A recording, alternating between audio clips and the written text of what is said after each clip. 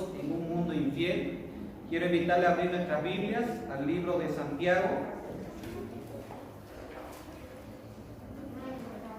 Santiago capítulo 4, versos 1 al 10 es el pasaje que vamos a estar meditando en esta mañana. Santiago 4, 1 al 10.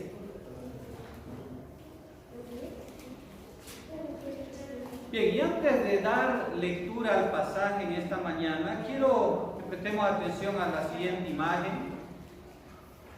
Cuando vemos esta imagen, creo que todos nos transportamos a la época de la escuela dominical. Dos personajes, dos jóvenes o hombres ya abrazados, llorando y colocando final a un tiempo de haberse visto y haber compartido gratos momentos de amistad, ¿no? Estamos hablando de David y Jonatán.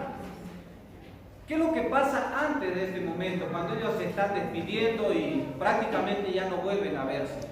¿No? Resulta que Dios había escogido a David porque por causa de que Saúl, el rey, había ido en pos del pueblo, de querer ganarse el favor del pueblo y había dejado de lado su compromiso con Dios, entonces Dios había escogido a David. Resulta que Saúl aún estaba muy aferrado a querer seguir siendo el rey, y como hijo, Jonatán de Saúl le correspondía la herencia del cargo de rey. Entonces, todo esto lleva a mucha trama cuando leemos el texto bíblico.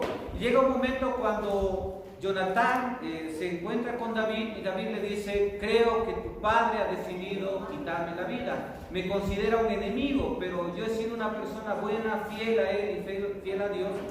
Jonatán, como todo hijo, dice: no creo que mi padre haga eso. Entonces ellos acuerdan y le dicen: mira, escóndete en este lugar, yo iré a hablar con mi padre, le diré que no has podido ir, y si él se enoja y quiere a toda costa verte, entonces sabremos que él ha tramado algo. Entonces ambos acuerdan esto. David queda escondido en el lugar, Jonatán va donde su padre a una fiesta que él había planificado, y cuando pregunta por David, Jonatán le dice: yo le di permiso de que vaya a ver a su padre. Entonces Saúl, molesto, agarra una lanza y se la arroja a su propio hijo y le dice: tú eres una vergüenza mía y de tu madre, porque tienes una amistad, un amor tan grande con este individuo que incluso estás dejando de lado tu familia. Al hacer esto, Jonatán se da cuenta de que en realidad su padre tramaba quitar la vida a David. Van hasta el lugar y se encuentran, y entonces le dice que todo lo que había pasado y se despiden, ¿no? Y llegamos a esta escena.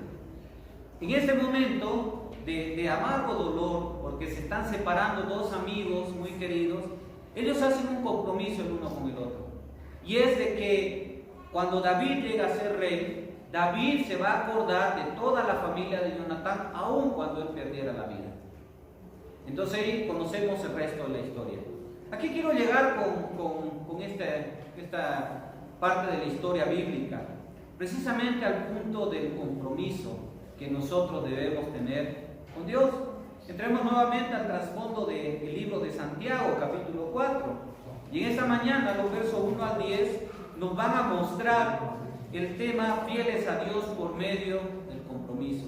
Hermanos, hemos ido viendo hasta ahora en los primeros 3 capítulos del libro de Santiago cómo para Dios el hecho de tener fiel significa también que debo serle fiel. Y hemos ido viendo tantos aspectos. Ahora Santiago, dentro del trasfondo en el cual se encuentra la carta, el capítulo 4, él escribe a una población, a una iglesia que está tan afanada por las persecuciones que se están dando contra los cristianos. Por otra parte, lo difícil que es vivir en una sociedad totalmente contraria al cristianismo. Y es allí donde muchos judíos cristianos en el trabajo han visto la oportunidad de poder alcanzar metas. Y lo malo en lo que han convertido el hecho del trabajo, el hecho de querer tener una manutención en su vida, es que ellos han llegado a convertir en un ídolo el trabajo y el hecho de la comodidad material. Entonces Santiago escribe a una audiencia que estaba dejando de lado a Dios por querer acaparar bienes materiales de su vida. Entonces no es malo querer surgir en la vida, dice Santiago. Pero cuando tú das rienda suelta a tu deseo de querer sobresalir y de querer alcanzar grandes metas, entonces estás convirtiendo lo material y tu deseo personal en un ídolo y en algo negativo. Es allí donde vamos a analizar cómo podemos ser fieles a Dios por medio del compromiso, en medio de una vida que llevamos, que es muy complicada. Versos 1 al 3 del capítulo 4. ¿De dónde vienen las guerras y los pleitos entre vosotros? ¿No es de vuestras pasiones, las cuales combaten en vuestros miembros? Codiciáis y no tenéis, matáis y ardéis de envidia y no podéis alcanzar. Combatid y lucháis, pero no tenéis lo que deseáis porque no pedís. Pedís y no recibís, porque pedís mal para gastar en vuestros deleites. Una palabra que sobresale muchas veces aquí es deseo, ¿no? La traducción ya en nuestro castellano para entender estas pasiones que habla Santiago es el deseo, pero el deseo no en el anhelo de querer algo, sino en el anhelo enfermizo de querer acaparar algo, tenerlo para uno mismo, pero de manera enfermiza y de manera destructiva. La palabra deseo viene de un término en el idioma del Nuevo Testamento que puede ser considerado como deseo o como celo. Entonces un celo enfermizo, ¿ya? Pongámonos a pensar ahora en la relación con una persona bastante tóxica, bastante celosa y que ni siquiera puedo respirar lejos de ella porque va a haber celos y va a querer que yo esté al lado de ella para siempre y de que ella sea mi foco en todo momento. Esos son los deseos de los cuales habla Santiago, de las pasiones humanas que tenemos cada uno de los seres humanos de querer alcanzar algo. Entonces, por un lado, estos 3 versículos primero me colocan en un dilema. Si yo quiero ser fiel a Dios con mi compromiso, tengo que decidir entre lo que deseo o lo que es la voluntad de Dios. Creo que cada uno de nosotros cuando salimos del colegio, quizás en el trayecto ya antes de salir de la promoción, creo que ya tenemos planificado o tenemos un vistazo de lo que queremos hacer y lograr a largo plazo, ¿verdad? Muchos queremos terminar la universidad, muchos queremos tener mucho dinero, llevarnos a nuestros papás a vivir con nosotros y darle todo a nuestros hijos lo que quizás nosotros no tuvimos cuando éramos niños. Entonces son nuestros anhelos, es nuestro deseo, algo que no es malo. ¿Cuándo se convierte en malo esto? Cuando precisamente encaja en lo que describe Santiago. ¿Qué podemos ver? 3 cosas importantes en estos versículos. Primero, el deseo enfermizo del cual habla Santiago es un poder bélico en potencia, nos dicen. ¿Por qué en potencia? Porque hace que las personas guerreen unas contra otras. Basta con que salgamos al mundo a mirar. Ya cuando 2 personas optan por un cargo, antes eran, ¿verdad?, los altos estudios lo que podía determinar quién alcanzaba el trabajo. Pero ahora ya no es tan importante lo mucho que has estudiado, los cartones que puedas obtener, sino hay muchas cosas de por medio, ¿verdad? ¿Qué tan leal eres a la persona, a la empresa o a la institución o al partido político al cual estás optando por el cargo, ¿verdad? ¿Hasta qué punto estás dispuesto a no tentarte el corazón para poder alcanzar la meta o lo que estás anhelando? Entonces, ¿qué sucede allí? Santiago nos dice, el anhelo de querer alcanzar esto de manera enfermiza nos lleva a que nosotros podamos pelear unos con otros. Y esto estaba sucediendo en la iglesia a la que escribe Santiago. En una sociedad romana, en una sociedad donde los judíos generalmente llegaban a una ciudad X y comenzaban a trabajar, a hacer comercio. ¿Qué sucedía? En momentos cuando había una decadencia económica, similar a lo que estamos atravesando hoy, ¿qué va a pasar? Entonces yo quiero vender todo para poder alcanzar mis metas, mis logros. Entonces de pronto, aunque Dorian tenga su empresa también o su puesto de venta, yo voy a querer hacerle quedar mal a él hablando de sus productos. ¿Por qué? Porque yo quiero vender, quiero alcanzar mi fin de mes y no me va a importar si él llega a quebrar, aun cuando seamos hermanos en la fe. Y eso Santiago nos dice, cuando tú anhelas enfermizamente algo, cuando tu voluntad está por encima del deseo de Dios, de la voluntad de Dios, entonces terminas peleando con todos. Y por eso dice el versículo 1, a manera de pregunta, ¿de dónde vienen todas estas cosas? La guerra, los pleitos. ¿Acaso no es de sus pasiones, de sus deseos enfermizos, los cuales combaten en sus miembros, es decir, en ustedes mismos? En segundo lugar, Santiago nos dice que el deseo es un motor que conduce a la ruina.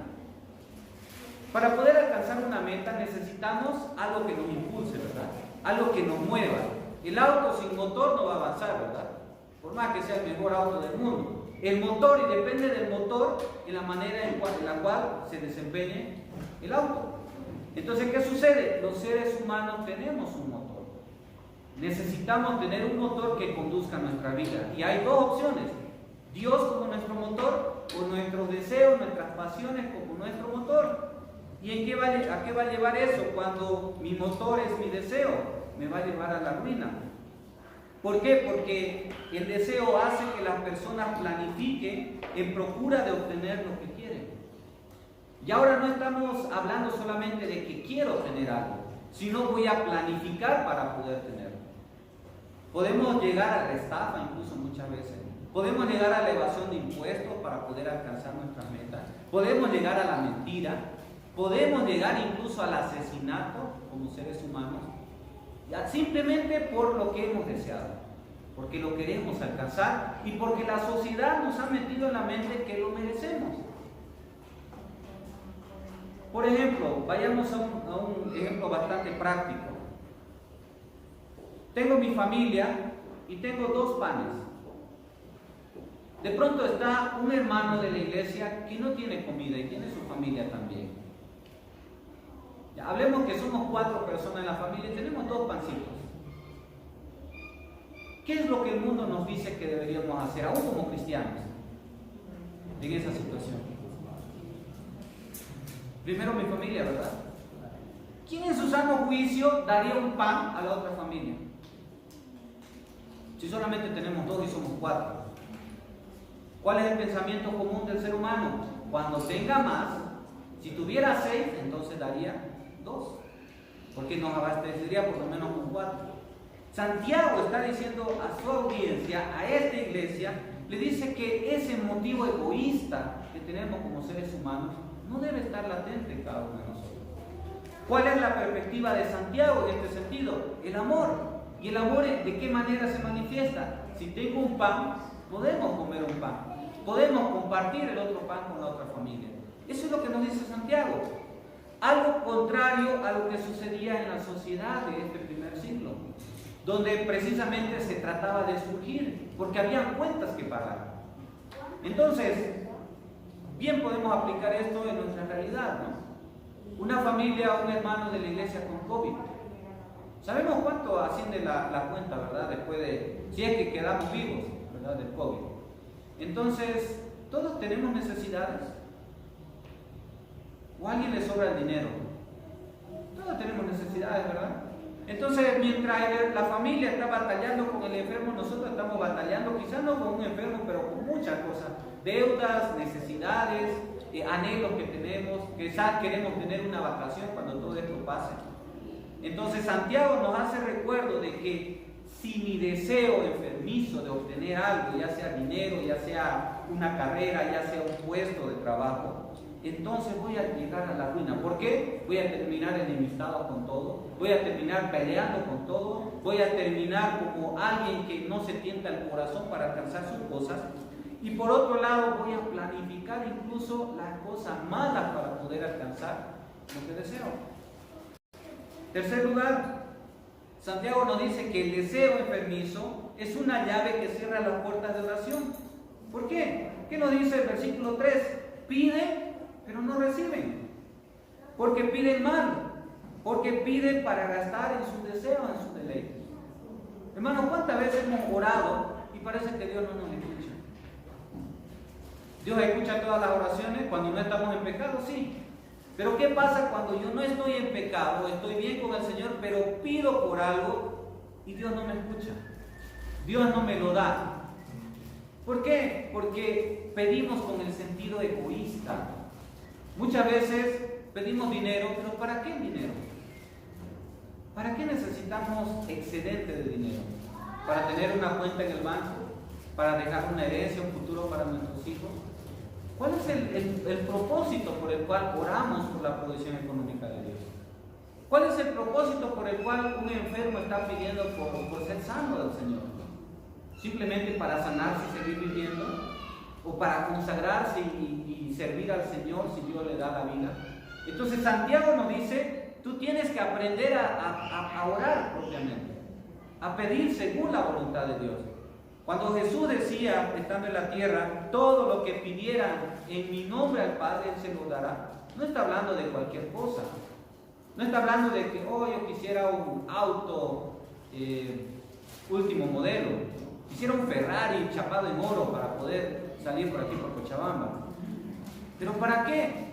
Ay, que soy el pastor de la iglesia y sería bueno, de buen testimonio, que digan, el pastor de la iglesia Cristo Salva tiene un auto de oro. ¿Para qué estoy pidiendo? Para mi propio interés, para mi vanagloria, para mi deseo. Diferente sería, si tuviera un auto, podría ponerlo al servicio de la iglesia, ¿no? Para hacer misiones, para hacer viajes misioneros, para poder visitar. Entonces sería diferente el motivo por el cual estamos pidiendo algo. Y aún cuando lo pedimos, hermanos, debemos saber de que está mi deseo y está la voluntad de Dios. Y quizá Dios me dice, no vas a caminar porque estás muy gordito y vas a envejecer así. No te voy a dar el auto. Entonces Santiago me dice, decide entre tu deseo enfermizo, tu deseo egoísta y la voluntad de Dios. Creo que todos cuando miramos esta imagen de esta niña, cuando miramos a un niño así, da ganas de castigarlo, ¿verdad? Pero ¿cuántas veces nos portamos así con Dios? Dice Santiago. ¿Cuántas veces estamos, ay Señor, yo quería la otra cosa y tú me has dado esto, ni modo, seguiré así? Es como que estamos negociando con Dios. Y Santiago nos recuerda, Dios tiene su voluntad, tiene su propio deseo y está por encima de lo tuyo, de tus deseos personales. Una última pregunta, ¿quién en su sano juicio abandonaría una carrera por meterse al seminario a estudiar? 14 años de esfuerzo de los papás para meterse al seminario y no ganar mucho. Como que no, ¿verdad? O ya teniendo su carrera, dejarla para irse de misionero a un lugar. Entonces, allí viene el propósito de Dios y mi deseo. Y muchas veces vamos a renunciar a nuestros deseos. Segundo, versículo 4 al 7. Oh almas adúlteras, ¿no sabéis que la amistad del mundo es enemistad contra Dios? Cualquiera pues que quiera ser amigo del mundo, se constituye enemigo de Dios. ¿O pensáis que la Escritura dice en vano, el Espíritu que Él ha hecho morar en nosotros nos anhela celosamente? Pero Él da mayor gracia. Por esto dice, Dios resiste a los soberbios y da gracia a los humildes. Someteos pues a Dios, resistid al diablo y huirá de vosotros. El segundo dilema que debo considerar si yo quiero comprometerme es mi ego o la amistad con Dios. ¿Quién manda en mi vida? Es la pregunta que debemos responder cada uno. Hay 5 cosas que podemos ver en estos versículos. Primero, Dios nos recuerda que dedicarse total y desesperadamente a las cosas mundanas nos enemista con Dios. Y tenemos 2 palabritas entre comillas allí, mundanas. Primero, las cosas del mundo, porque me dice el que se considera o se hace amigo del mundo. Entonces, ¿en qué sentido está hablando Santiago? ¿Quiere decir que si yo soy amigo de un incrédulo, estoy siendo enemigo de Dios? Aquí lo que Santiago está tocando es el sistema del mundo. Santiago me dice, si tú como cristiano te acomodas a cómo rige el mundo, es decir, a cómo es un amigo en el mundo, a cómo es un profesional en el mundo, a cómo es un papá en el mundo, a cómo es un hijo en el mundo, entonces tú eres un enemigo de Dios. Está hablando de la manera en la que el mundo nos dice que debemos actuar. Y ahora, hermanos, en esta época, al igual que en la de Santiago, el mundo, en la época de Santiago, por la persecución, estaba obligando a los cristianos a aparentar ser del mundo para no ser perseguidos. Hoy en día, hermanos, el mundo nos está diciendo cómo debe ser un matrimonio. El mundo, por medio de la psicología humana, nos está diciendo cómo debo criar a mis hijos. El mundo hoy, 31 de octubre, me está diciendo cómo es divertido llevar a mis hijos disfrazados para poder participar de una fiesta del mundo. Entonces, el mundo también nos ha dicho que el divorcio, que una separación entre cristianos es común y corriente. Nos está diciendo que tener una pareja fuera del matrimonio es algo común y corriente. Entonces, ¿qué nos está diciendo Santiago? Él me recuerda que si yo hago esto, estoy amando al mundo, estoy siguiendo la corriente del mundo. Y por lo tanto me dice, me enemista con Dios. Santiago, en este versículo que hemos leído, el versículo 4, me dice, ¿no sabes que estar de amigo del mundo, que estar siguiendo este sistema, es enemistad contra Dios? ¿Por qué? No porque Dios me odie, hermano, sino porque yo mismo estoy yendo en contra de Dios. Yo mismo estoy afrontando con Dios. Y recordemos, ¿qué nos dice el libro de Hebreos? Cuando un cristiano se aparta, mejor lo hubiera sido no conocer a Dios. Entonces tenemos mucho, hermanos, mucha gracia, pero también tenemos mucho que nos va a demandar el Señor. Segundo, Dios nos recuerda que el mundo puede ser nuestro amo o puede ser nuestro siervo. En este versículo, cuando nos dice, si tú te haces amigo del mundo, te constituyes enemigo de Dios, ¿en qué sentido va a ser nuestro siervo el mundo?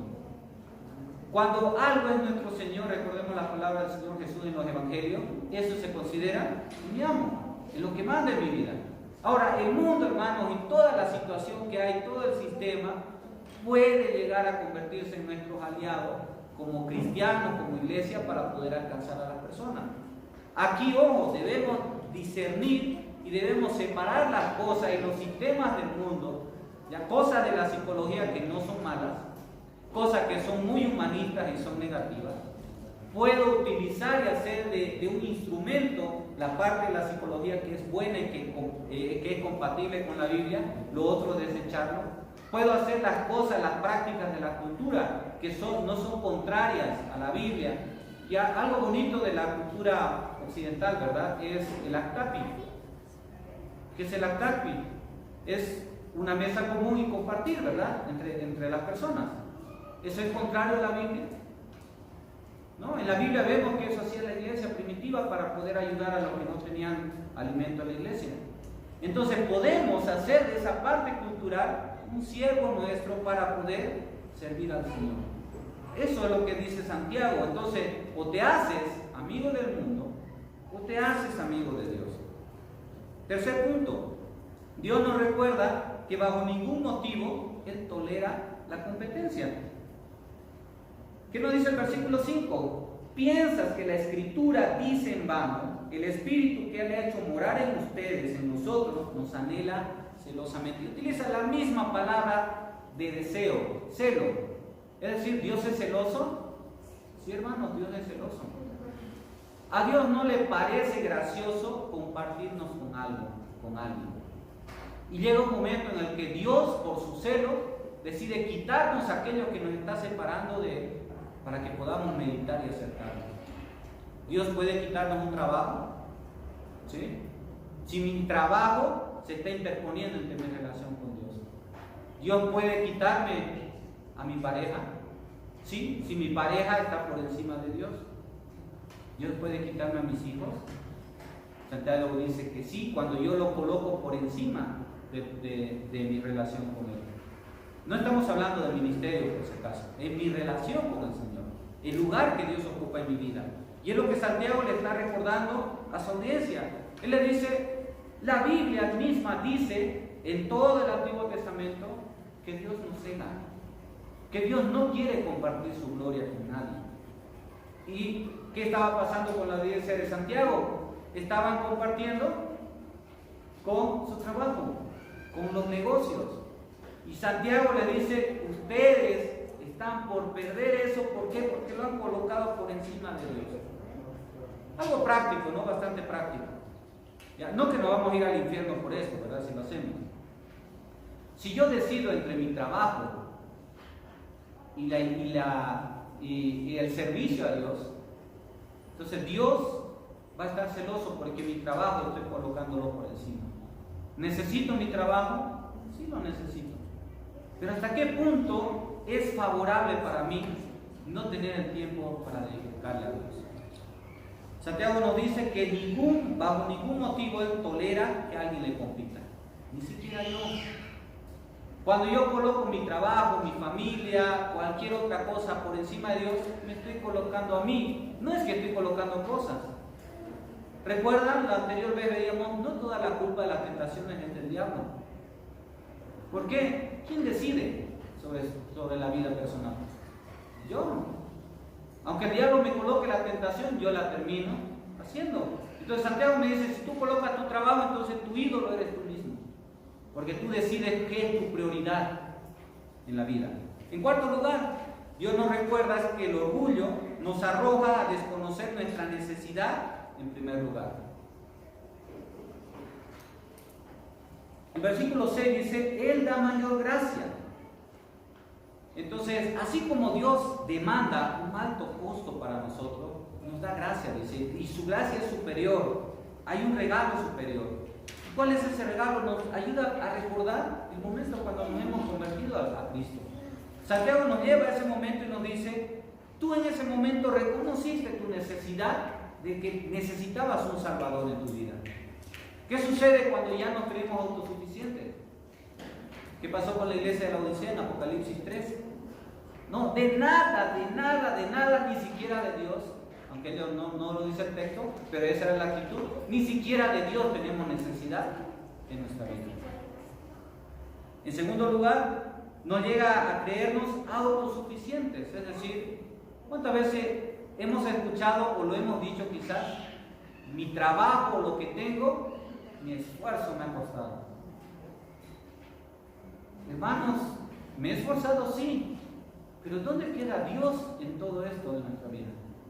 Nos llega a creer autosuficientes también en el aspecto espiritual, y por eso la tercera cosa es que nos ayuda a desconocer nuestros pecados. Estamos tan embotados en nuestro querer alcanzar nuestras metas, nuestros sueños, nuestros ideales, que ni siquiera oro, que ni siquiera me pongo a pensar en qué ofendí a Dios hoy. Y hermanos, cuando alguien está con su meta de querer, no sé, ser millonario, de pronto rara vez se va a poner a pensar en esto que hice para alcanzar tanto de dinero. ¿Hice algo malo? Entonces necesitamos reconocer nuestros pecados. Y Santiago nos dice, recuerda todas estas cosas. Y en quinto lugar, Dios nos recuerda que Satanás puede guerrear contra nosotros, pero jamás podrá batirnos. Y ese es el consuelo en el que podemos descansar como cristianos. ¿Qué quiero decir con esto? El versículo final de esta sección, que es el versículo 7, dice, sométanse pues a Dios, resistan al diablo y él huirá de ustedes. ¿Qué me está diciendo? No que no voy a tener problemas, por si acaso, no que siempre la victoria en el Señor, no es solamente eso. Santiago me está diciendo, ustedes en el mundo van a padecer hambre, van a padecer enfermedad, van a perder su trabajo muchas veces, van a ser relegados de la sociedad. Y eso Satanás lo utiliza para guerrear contra ustedes, para tratar de destruirlos, espiritualmente hablando. Pero, dice Santiago, ustedes jamás deberían perder la calma. Soy docente de la materia de ética en el seminario y un estudiante hacía la pregunta, ¿no? ¿Un cristiano puede quitarse la vida, puede suicidarse? De la perspectiva bíblica, claramente la Biblia me muestra que un cristiano puede llegar a pensar en el suicidio en un momento. ¿Por qué? Por la mucha presión que pueda tener. Pero allí viene el Espíritu Santo, que ¿qué hace? Nos consuela. Y el Espíritu Santo me va a ayudar a quitar ese mal pensamiento de mi vida y a encontrar consuelo. ¿Qué pasa con un incrédulo que perdió todo su dinero y que tiene deudas? ¿Cuál es el camino fácil para él? Quitarse la vida. ¿Cuál es la salida para el cristiano? Descansar en el Señor. Ya eso Santiago nos dice, ¿no? Lo que dice el Salmo 4:8. En paz me acostaré y asimismo dormiré, porque solo tú, Jehová, me haces vivir confiado. Hermanos, aún cuando no tengamos para comer, Dios nos va a dar consuelo en ese momento. Y aunque Satanás esté queriendo desanimarnos, debo recordarme cada día al verme de que no puedo perder la calma. En tercer lugar, versículo 8 al 10.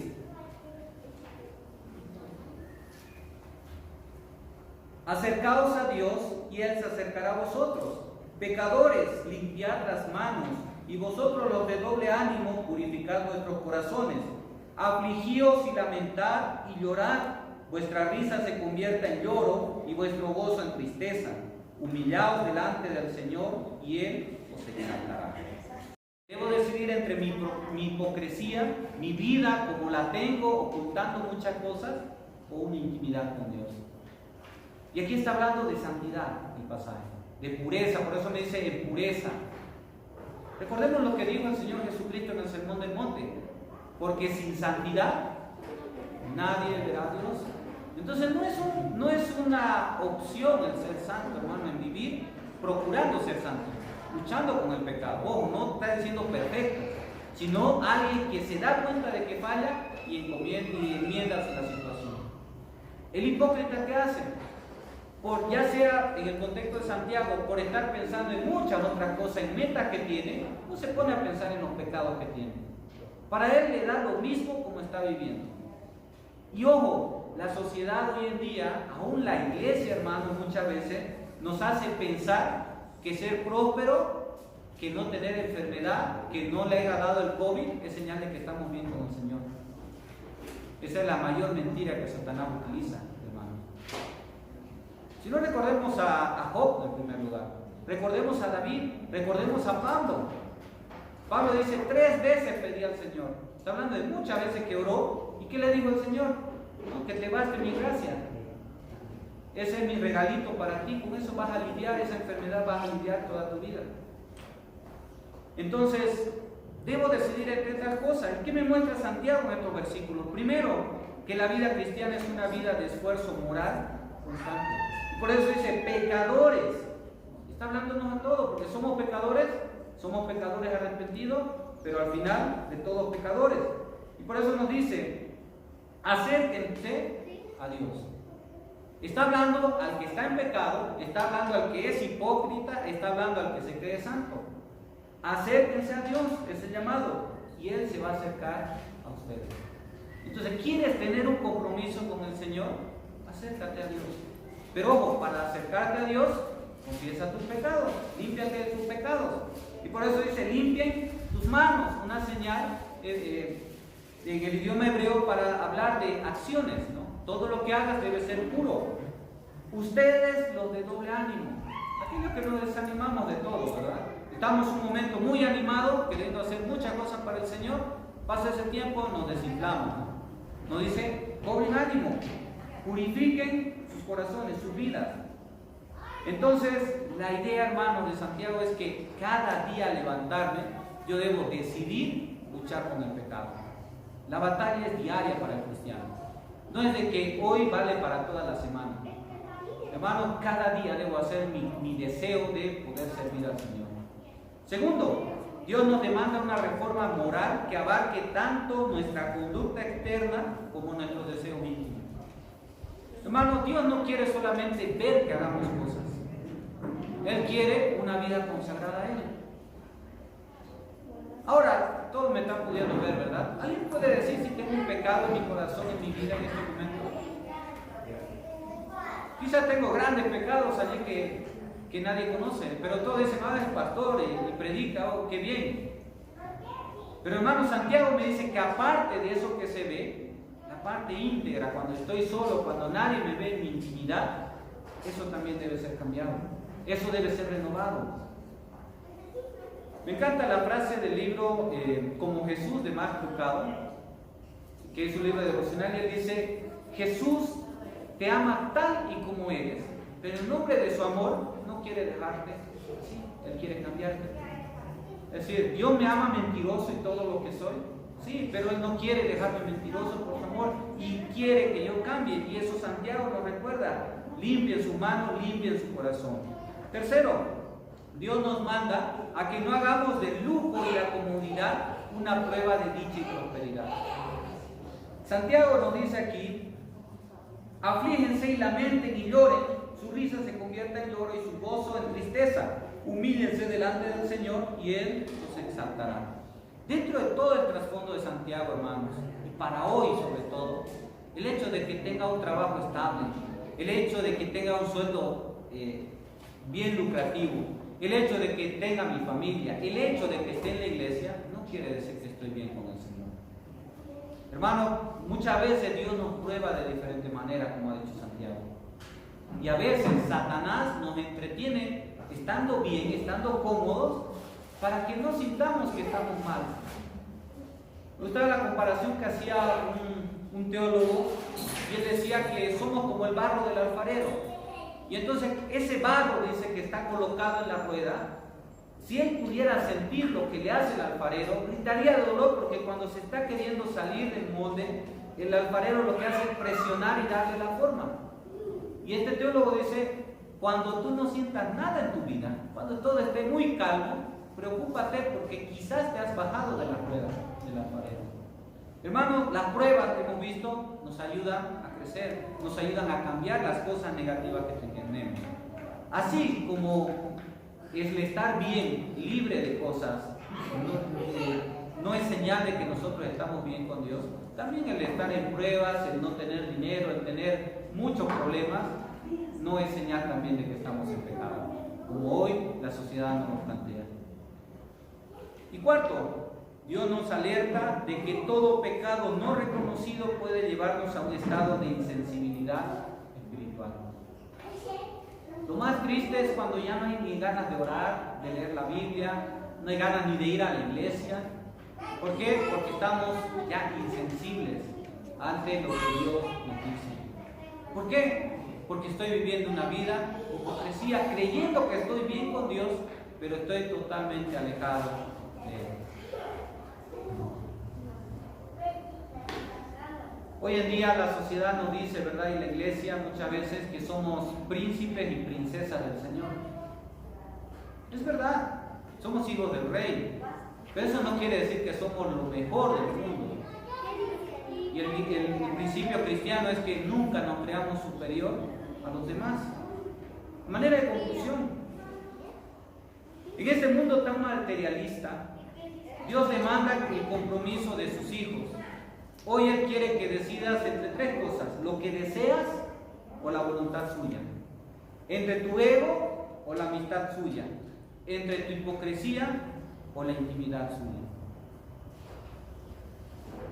4 preguntas para poder meditar.